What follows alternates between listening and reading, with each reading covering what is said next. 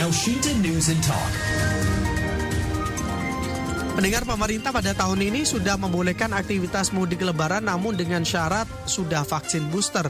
Sementara itu, Jawa Tengah diprediksi akan menjadi provinsi dengan tujuan mudik terbesar pada lebaran kali ini, yaitu sebesar 21,3 juta orang. Bagaimana antisipasi dari Polda Jawa Tengah untuk mempersiapkan mudik lebaran tahun ini? Kami akan jumpai di Dirlantas Polda Jawa Tengah, Kombes Pol Agus Suryo Nugroho. Elshinta News and Talk. Pak Agus, akhirnya ya masyarakat sudah dibolehkan untuk mudik begitu dan diprediksi juga angkanya cukup besar, Pak Agus. Bagaimana untuk antisipasi dari Polda, Pak Agus?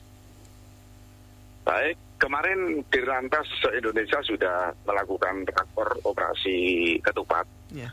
Prinsipnya jajaran kepolisian dengan stakeholder siap manakala nanti menggarisbawahi arahan Presiden untuk mudik tetap dilakukan dengan syarat vaksin 2 kali dan sudah booster.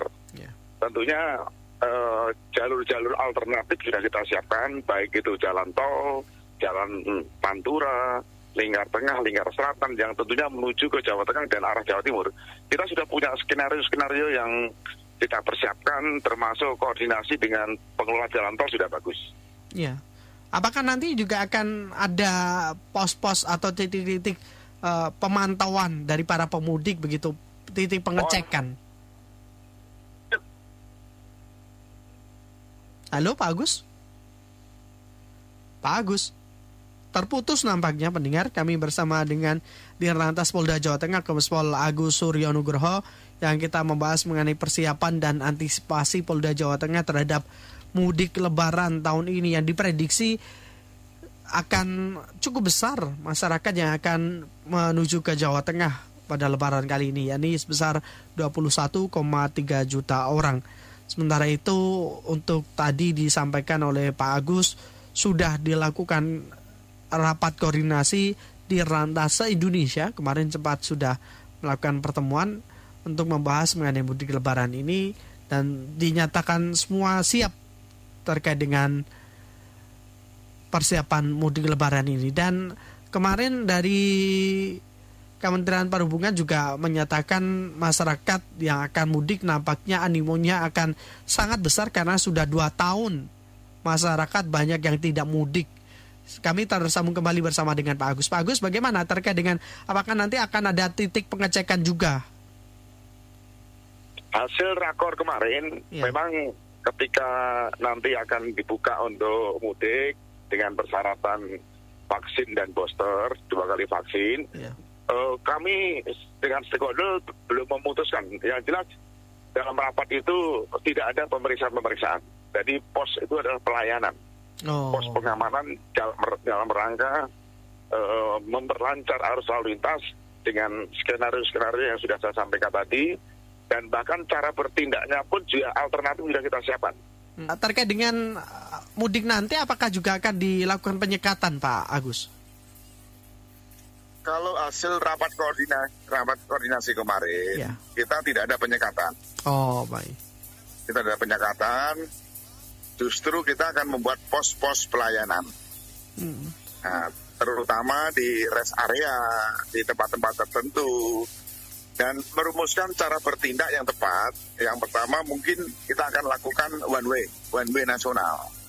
Oh, baik. One way-nya itu dari mana ke mana, Pak? Termasuk kita siapkan kontraflow juga, termasuk juga nanti pengalian arus, supaya distribusi volume kendaraan dari Jakarta, Jawa Barat itu bisa kita atur sedemikian rupa. Ya, kalau untuk one way-nya ini dari mana, Pak? Titik mulainya sampai berakhirnya, Pak Agus? Rencana dari kilometer 70 sampai Kali Kangkung, itu akan kita lakukan one way. Nanti sambil melihat perkembangan arus yang tapi kalau untuk pos yang ada instruksi dari Korlantas untuk kita lakukan. Halo? Ya, kami masih menyimak, Pak Agus, silakan. Itu rencana cara bertindaknya seperti itu. Tetapi kita masih koordinasi terus. Termasuk juga penyiapan jalur alternatif, termasuk juga penyiapan tim-tim urai manakala nanti terjadi kepadatan arus lalu lintas. Ada berapa banyak posko Pak yang nanti akan dibentuk Pak? Ini masih dalam proses ini ya, proses analisa. Ya. Jadi mengacu tahun yang lalu hampir 200 pos pengamanan itu. Dari jalan tol, jalan Pantura, jalan tengah, jalur selatan, dan jalur selatan-selatan.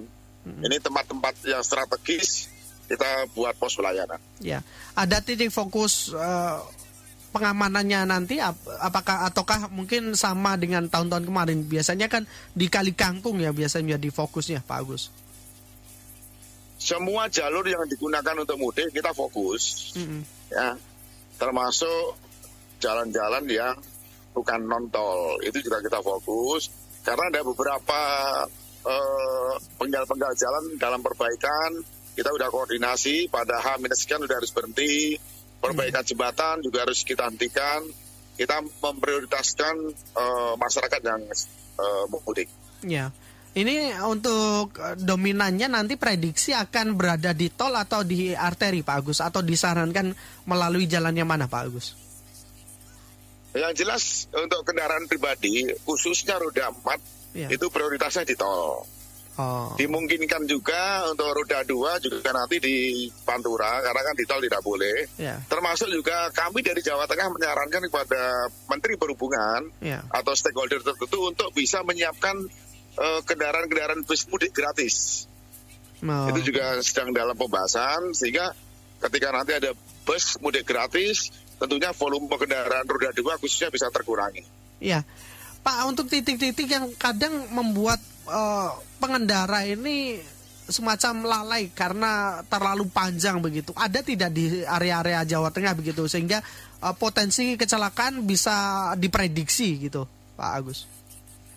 Justru pada saat mudik itu sedikit sekali yang terlibat traffic accident ya. Karena kecepatan bisa kita pantau, kepadatannya juga cukup lumayan, sehingga lancar. Pada titik-titik tertentu, tentangnya rest area adalah bagian daripada untuk istirahat. Nah, di sana juga ada pelayanan kesehatan dan lain sebagainya berkaitan dengan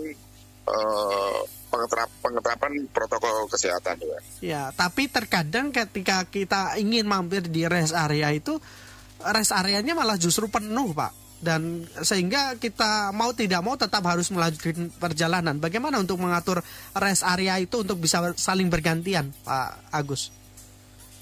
Gini, nanti semua rest area itu ada 21 rest area. Yang menuju ke Jakarta itu ada 10, yang menuju ke Surabaya itu ada 11. Kita sudah koordinasi, masing-masing titik rest area itu nanti terkoneksi dengan posko utama, sehingga kita bisa monitor kapan kita harus buka, kapan kita harus tutup, terutama pada saat keluar dari rest area dan masuk rest area.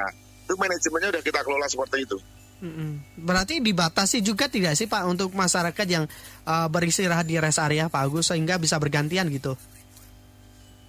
Ya tentunya demikian. Nanti ada tim dari Mas Lantas, ada tim dari pengelola rest area, dan jalan tol juga akan melakukan kegiatan-kegiatan yang sifatnya preemptif dan edukatif agar supaya manajemen istirahat pengemudi ini bisa kita kelola dengan baik. Iya. Dan permasalahan ketika mudik itu biasanya banyak masyarakat yang parkir di bahu jalan Pak Agus. Ini bagaimana untuk mengantisipasi hal itu agar tidak terjadi kemacetan Pak Agus? Sebetulnya kan tidak diperbolehkan ya, tetapi karena mungkin volume kendaraan cukup banyak, sehingga kita perlu adanya koordinasi dengan pengelola jalan tol untuk mengingatkan ada tim urai yang patroli di sepanjang jalan tol, diharapkan agar istirahat di tempat yang sudah disiapkan. Baik, sebenarnya kan tidak boleh ya, tetapi banyak sekali biasanya ketika mudik itu dijumpai Pak Agus, dan masyarakat ini biasanya itu yang menjelang tol. Kalau mohon maaf, sebelum rest area, kalau rest areanya pada penuh begitu, biasanya masyarakat parkirnya itu malah justru di bahu jalan Pak Agus. Ini juga berpotensi kecelakaan juga kan Pak Agus? Itu sudah dalam pembahasan.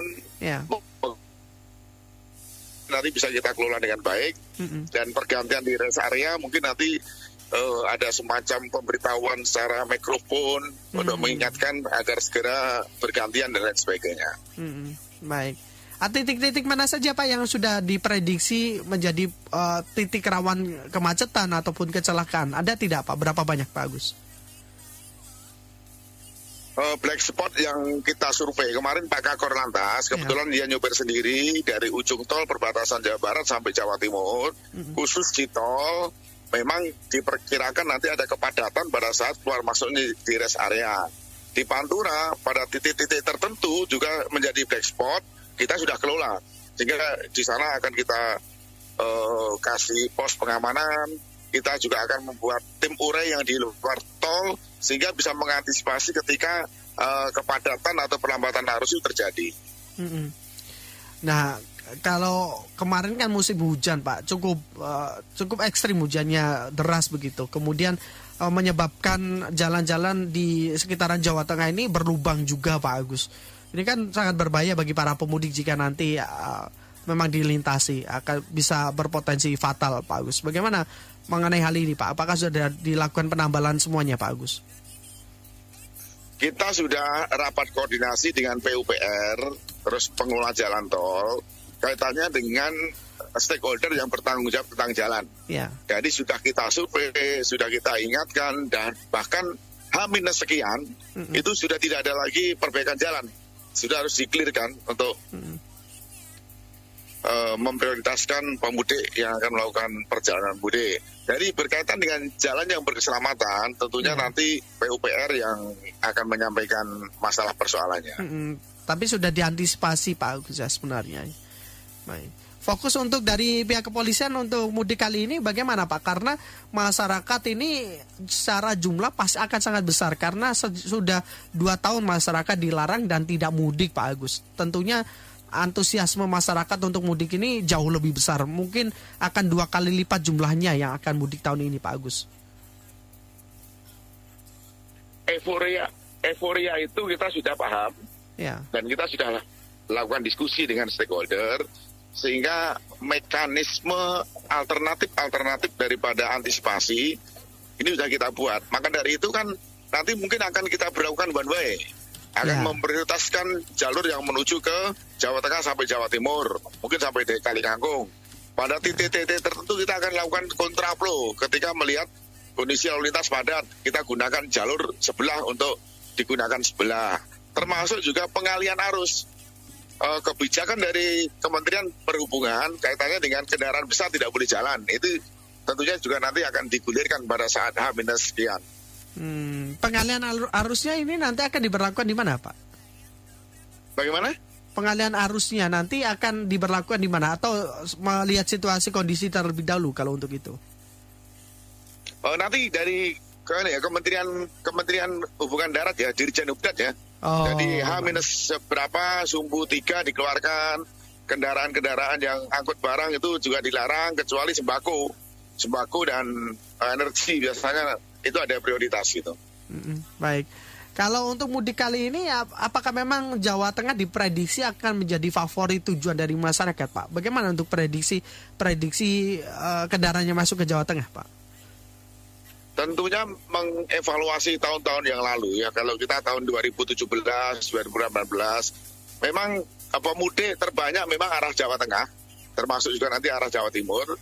Maka dari itu kebijakan pemerintah Jawa Tengah menyarankan agar ada bus-bus mudik gratis, sehingga perjalanan darat khususnya roda 2 itu bisa kita antisipasi, termasuk juga volume kendaraan bisa kita tekan. Itu yang kita sarankan, termasuk juga skenario pengamanan, tentunya melihat situasi dan kondisi arus lalu lintas pada saat itu. Ya, bagaimana mengantisipasi agar masyarakat tidak mudik secara bersamaan Pak? Karena ditakutkan jika bersamaan kondisi di jalanan penuh Pak. Kan ada beberapa alternatif jalur ya. Kalau memang tolnya penuh, kita alirkan ke pengalian arus ke Pantura. Nanti yang arah ke Jogja kita alirkan ke jalur selatan. Nah, antisipasi itu sudah kita siapkan skenario. Karena nanti Jawa Tengah akan komunikasi dengan Jawa Barat. Jawa Barat akan komunikasi dengan Polda Metro. Jadi kiriman arus lalu lintas itu bisa kita prediksi. Dan nanti akan kita lihat situasi H-sekian, termasuk juga pada puncak arus mudik kita prioritaskan untuk arah mudik. Pada arus balik nanti akan kita prioritaskan arah balik dengan cara one way. Kalau untuk puncak arus mudik diprediksi pada tanggal berapa itu, Pak? Ini masih kita analisa ya. Kemungkinan tanggal 29, 30, terus nanti arus baliknya tanggal 4, 5, 6. Ini sudah dalam proses pembahasan. Nanti akan kita lihat schedule daripada mungkin ada libur panjang dari pemerintah. Ini masih dalam kita pertimbangan-pertimbangan. Kalau ada libur panjang nampaknya lebih enak ya, agar masyarakat tidak secara bersama-sama untuk pulang bersama begitu, sehingga tidak terjadi kepadatan, bisa terpecah arusnya gitu ya, Pak Agus ya. Ya, moga-moga pemerintah juga mengantisipasi itu karena bukan konsumsi Polri, tetapi arus balik kita antisipasi, arus mudik kita antisipasi, sehingga nanti volumenya bisa kita kendalikan. Ya, akan menerjunkan berapa banyak personil nantinya, Pak? Gimana, Pak? Akan menerjunkan berapa banyak personil untuk pengamanan mudik nanti, Pak?